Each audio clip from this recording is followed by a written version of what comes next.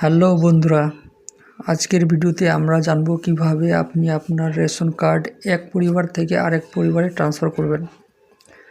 বিশেষ করে মেয়েদের বিয়ের পরে রেশন কার্ড বাবার বাড়ি থেকে শ্বশুর বাড়িতে নেওয়ার জন্য এই পদ্ধতি খুব কার্যকারী। আজ আমি আপনাদের 14 নম্বর ফর্ম অনলাইনে ফিল আপ করার সম্পূর্ণ প্রসেস দেখাবো। চ্যানেলে নতুন হয়ে থাকলে সাবস্ক্রাইব করে ভিডিওতে একটি লাইক দিবেন। আমার ডিসক্রিপশন বক্সে দেওয়া লিঙ্কটিতে ক্লিক করলেই এই সাইটে চলে আসবেন। আসার পরে বাম দিকে সিটিজেন হোম ক্লিক করবেন। এবার রেশন কার্ড সম্পর্কিত কর্নারে ক্লিক করবেন। আবার সার্ভিস থ্রু অফিস ক্লিক করবেন। এবার অ্যাপ্লাই অনলাইনে ক্লিক করবেন।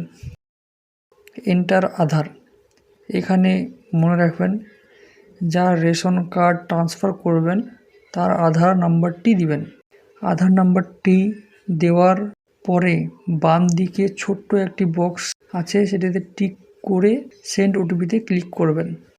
আপনার আধারে যে মোবাইল নাম্বারটি লিঙ্ক আছে সেটিতে একটি ওটিপি আসবে, সেই ওটিপিটি এখানে দিয়ে সাবমিট ওটিপিতে ক্লিক করবেন।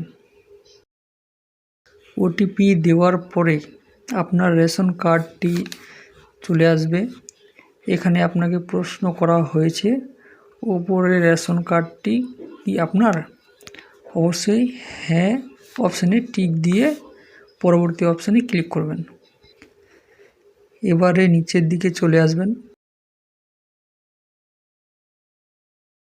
দেখতে পাবেন অনলাইন ফর্ম সার্ভিস, এটাতে ক্লিক করবেন।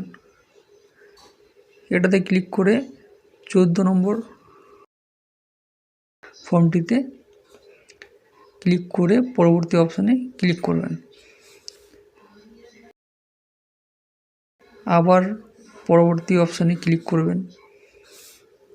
এবার যার রেশন কার্ডটি ট্রান্সফার করবেন তার নামের ডান দিকে ছোট্ট একটি বক্সটিতে ক্লিক করে বাম দিকে সিলেক্ট বেনিফিশিয়ারিতে ক্লিক করে কি কারণে ট্রান্সফার করছেন আপনি আপনার রেশন কার্ডটি, সেই কারণটি সিলেক্ট করবেন। সেটি সিলেক্ট করার পরে পরবর্তী অপশানে ক্লিক করবেন।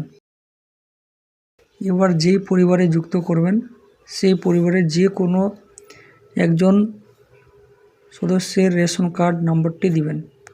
নাম্বারটি দেওয়ার পরে পরবর্তী অপশানে ক্লিক করবেন। নিচে বাম সাইডে ছোট্ট বক্সটিতে টিক করে ভেরিফাই আধারে ক্লিক করবেন।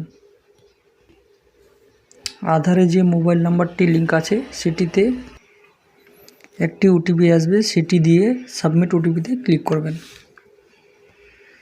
যে পরিবারে রেশনটি আপনি যুক্ত করবেন সেই পরিবারের সব রেশনগুলি চলে আসছে। নিচে দেখতে পাবেন আপনার নামটি ব্ল্যাক অ্যান্ড হোয়াইটে আছে। নিচে বাম দিকে দুটি ছোট্ট বক্স দেখতে পাবেন, সেই বক্স দুটিতে টিক করে ফাইনাল সাবমিটে ক্লিক করবেন।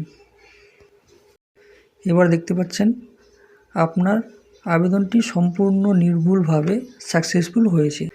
এবার কিভাবে আপনার আবেদন চেক করবেন, ওপরে আপনার বাম সিটিজেন হোম দেখতে পাচ্ছেন, এটিতে ক্লিক করে চেক অ্যাপ্লিকেশন স্ট্যাটাসে ক্লিক করবেন। আপনার আবেদনটি চলে আসবে।